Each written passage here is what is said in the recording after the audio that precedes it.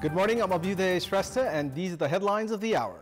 Police estimate 20,000 citizens across the country have licensed weapons.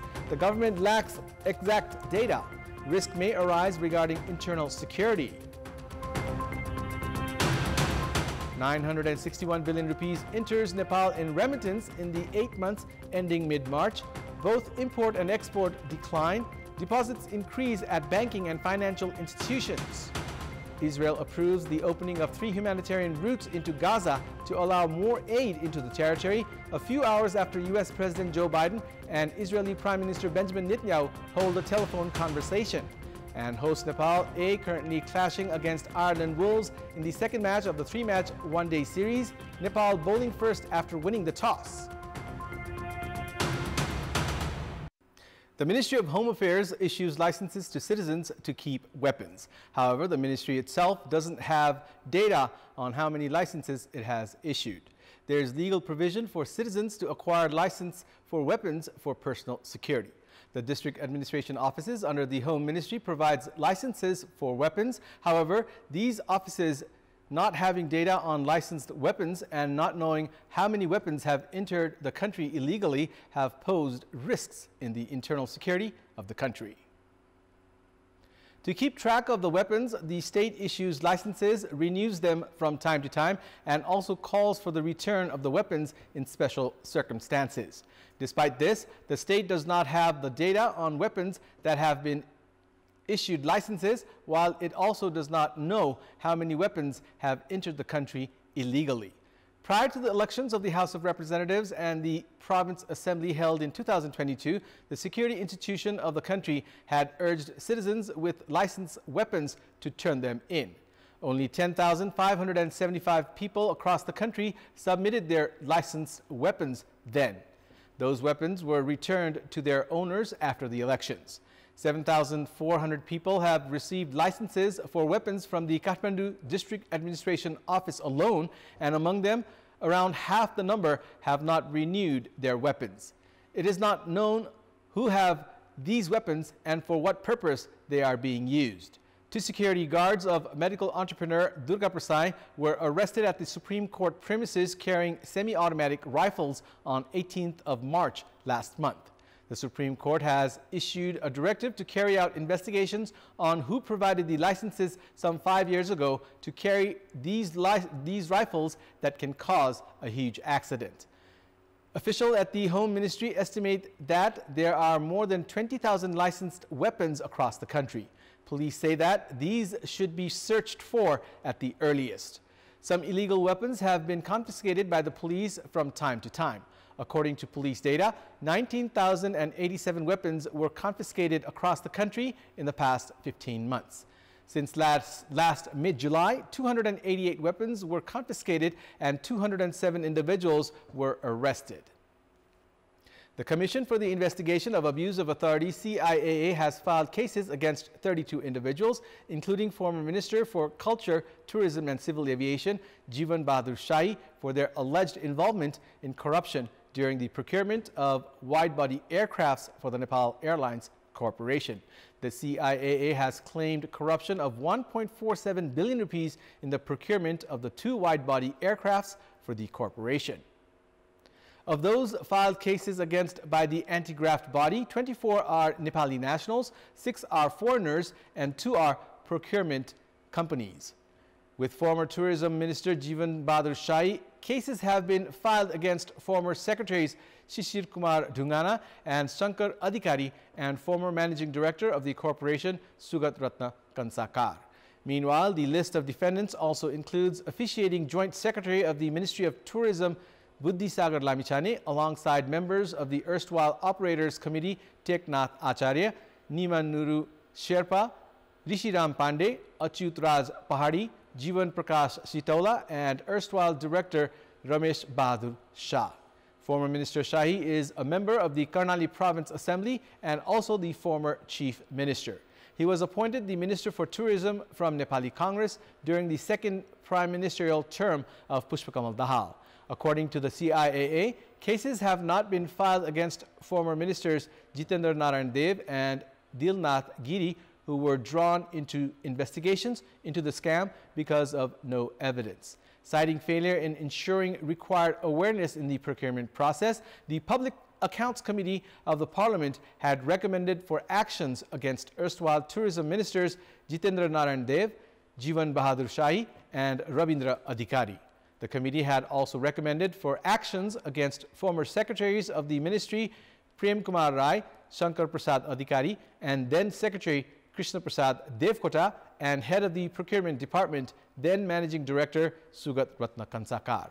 The Public Accounts Committee, in its investigation 5 years ago, had concluded that the corporation had suffered a loss of around 4,355,500,000 rupees during the procurement of the aircrafts. It's now time for our segment Public Pulse, where you text us with your opinion. Public Pulse. Here's the question.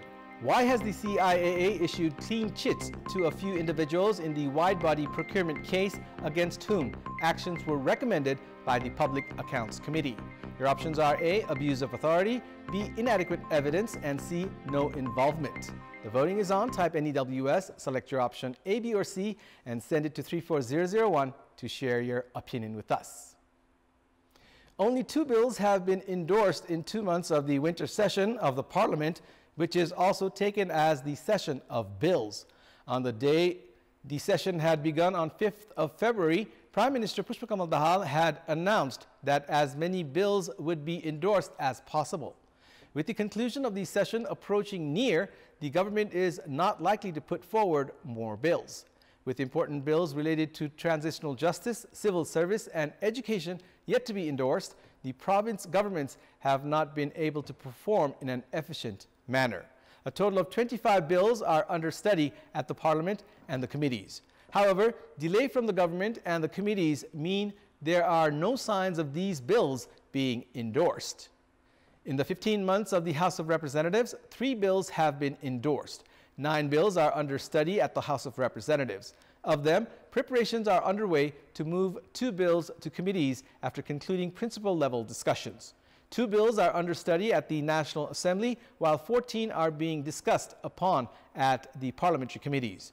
Despite the meetings of the Parliament and the committees, the trend of not discussing on the bills has led to the situation where these bills are not likely to be endorsed. 4 bills are under study at the State Affairs and Good Governance Committee, 2 at the Law Committee, 4 at the Education Committee, and 1 each at the Infrastructure Development and the International Committee.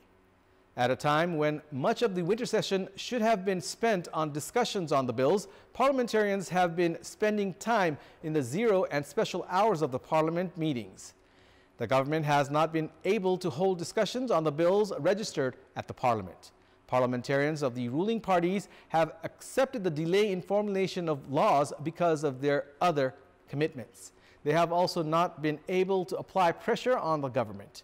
Despite being the session of bills, political parties were busy in power equations. Allegations continued at the Parliament while the bills were never in the priority of the parties. Main opposition Nepali Congress has also been shying away from its responsibilities while blaming the government. Despite the government claim of endorsing bills related to transitional justice, education, political parties, and federal civil service from the ongoing session of the Parliament, the current pace does not make it likely. Based on the constitutional requirement of introducing the budget on 15th of Jyesht as per the Nepali calendar, the winter session has to be concluded by the end of April. This means the session is likely to conclude without formulating required laws. 961 billion rupees has entered Nepal in the 8 months ending mid-March, which is 21% higher in relative comparison to last year. According to the current macroeconomic and financial situation of Nepal based on 8 months data ending mid-March 2023-24 made public by the Nepal Rashtra Bank, the year-on-year consumer price inflation moderated to 4.82% in comparison to 7.44% a year ago. Imports decreased by 2.7%, exports decreased by 4%, and trade deficit decreased by 2.5%. According to the central bank, remittances increased by 21% in NPR terms and by 18.8% in USD terms. The balance of payments remained at a surplus of 327.55 billion rupees, and the gross foreign exchange reserves stood at 1,872.82 billion rupees. The government of Nepal's expenditure amounted to 801.58 billion rupees, and revenue collection figured at 639.05 billion rupees. Deposits at banking and financial institutions increased by 7.6%, and the private sector credit increased by 4.2%. On year-on-year basis, deposits increased by 14.6%, and the private sector credit increased by 5.2%. During the review period, the number of Nepali workers, both institutional and individual, taking first-time approval from foreign employment stood at 286,932, and taking approval for renew entry figured at 184,278. In the previous year, such numbers were 351,761 and 192,559, respectively. In our Public Voice segment, we had asked people in all the provinces, how can the state support the public with treatment in complicated diseases? Let's take a look at what they had to say.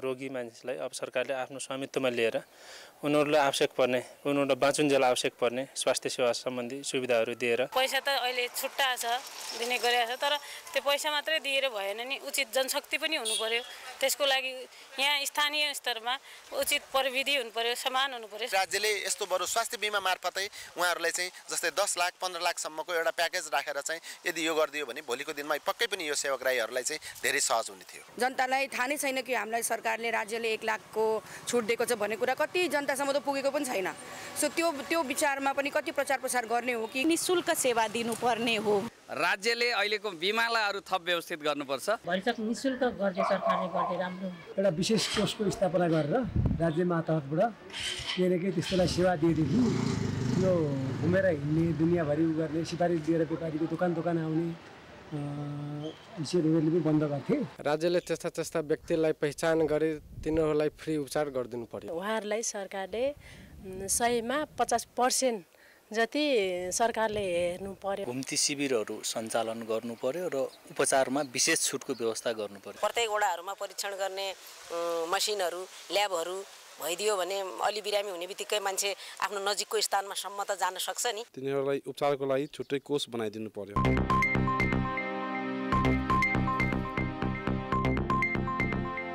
It's time now for the international update.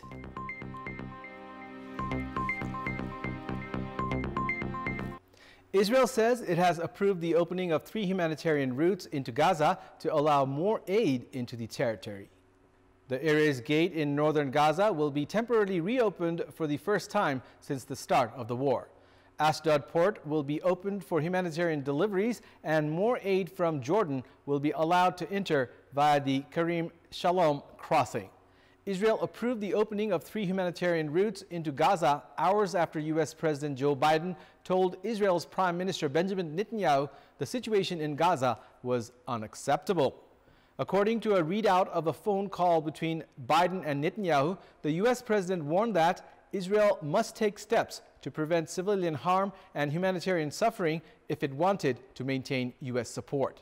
It is understood that the reopening of the corridors was specifically requested by Biden in the phone call.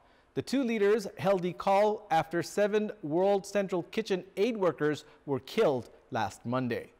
The World Central Kitchen convoy was hit by an Israeli airstrike on Monday night as it traveled south along the Israeli designated coastal aid route just after they had unloaded more than 100 tons of food from a barrage at the warehouse in Deir al-Balah. The U.S. National Security Council said it welcomed the steps announced by Israel, which it said must now be fully and rapidly implemented. It added that U.S. policy would be determined by the steps Israel took to protect innocent civilians and the safety of the aid workers. Sports news. Host Nepal A are currently clashing against Ireland Wolves in the second match of the 3-match one-day series. In the match underway at the Tribhuvan University Cricket Ground in Kantipur, Nepal are bowling first after winning the toss. Ireland were in early trouble as they were 4 wickets down when only 21 runs were on the board in 6.4 overs.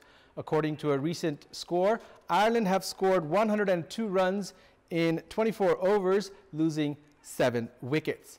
Ireland Wolves lead the series 1-0. In the first match of the series played on Wednesday, Nepal A lost by 21 runs in a low-scoring match. Nepal must win today to keep the series alive.